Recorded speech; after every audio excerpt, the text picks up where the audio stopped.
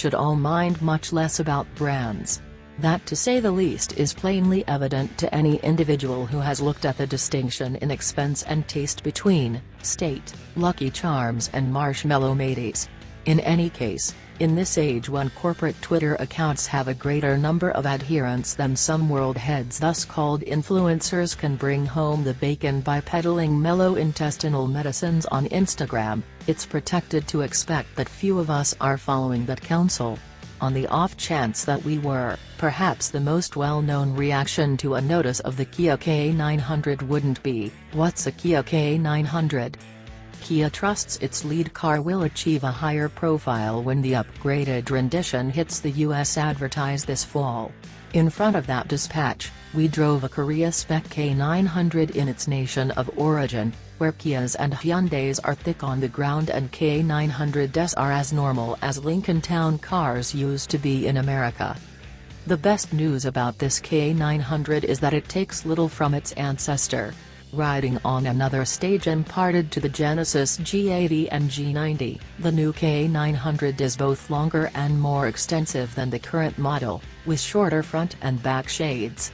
These extents, alongside a more drawn-out wheelbase, help to amplify traveler space and enable the K900 to accomplish exemplary back-wheel drive extents, despite the fact that it will come just with all-wheel drive in the United States.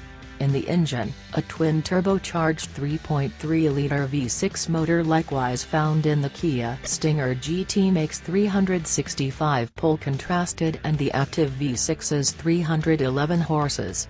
An 8-speed programmed is again the main accessible transmission. Given the DNA imparted to the Genesis cars, it's not astounding that the K900 feels made and skilled out and about. In spite of the fact that its transmission and suspension tuning could change before the K900 hits US dealerships, the Korea-spec show we drove had a smooth, detached ride and a lot of intensity on tap. The suspension recuperates rapidly from knocks, and the 8 speeds days of work are liquid and very much coordinated. The directing wheel channels no criticism at all from the street underneath, however the steerage is agreeably weighted, and reactions are exact and brief. The sport driving mode appears somewhat unusual for the K900, be that as it may, as it makes for harsher movements, dials up motor commotion, sends more torque to the back wheels, and expands the movable driver's situate side supports to their maximum position. Generally, however, this vehicle fits effectively into the average size extravagance form. Numerous official vehicle purchasers are more keen on climate than execution, and the K900 has made incredible walks there. The outside structure is increasingly uncommon, with a quadric design grille and a two-fold bar light signature. Thicker glass helps make for a tranquil lodge, the better to appreciate the 17-speaker Harman/Kardon stereo that feasible will be standard in US models. Surrounding inside lighting in 64 hues, 7 chose as a team with Pantone, and a Maurice Lacroix-marked dashboard clock include a pinch of selectiveness, as does the open-pore wood that would now be able to be picked to trim the dash, focus reassure, and entryway boards. The wood-look material that decorates the controlling wheel edge is less persuading. The back seats are agreeable fauteuils, movable up to 14 different ways. Certain inside components appear to have been planned utilizing the look at and share strategy, yet you won't before long discover us grumbling when a vehicle imitates the Mercedes-Benz E-Class. The K900 additionally grandstands the best-in-class of Kia's dynamic well-being highlights, the foundation of which is the blind spot view monitor. Like Honda's lane watch framework, which Honda has been moving far from in its most current vehicles, the screen shows a live video feed of the scene in the driver's vulnerable sides on the advanced check group when either turn flag is actuated.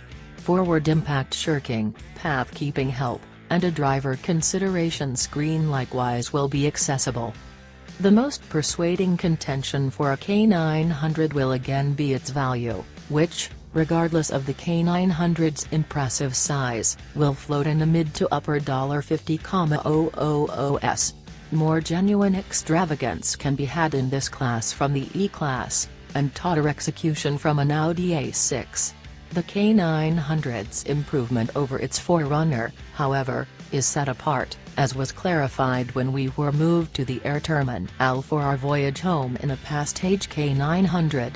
We were helped to remember the busier ride, increasingly clear street commotion, and less cosseting inside that we encountered amid our 40,000-mile trial of the active vehicle. Kia is perceptive of the difficulties confronting its new Radiance vehicle and is endeavoring to make light of offers desires. For the clever customer unconcerned with identifications, Kia's most up-to-date leader might be a promising option.